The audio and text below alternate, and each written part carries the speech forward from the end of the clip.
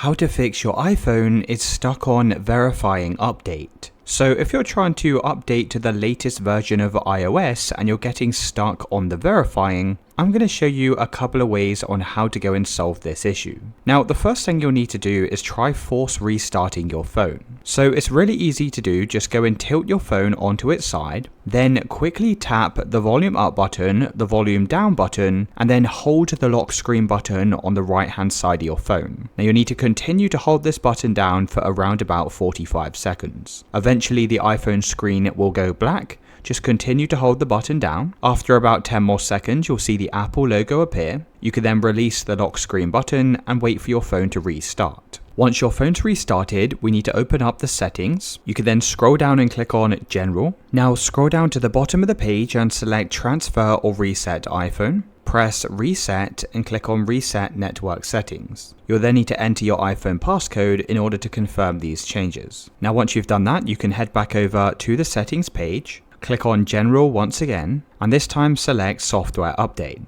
You could then try reinstalling the update, and that should have now solved the verifying issue.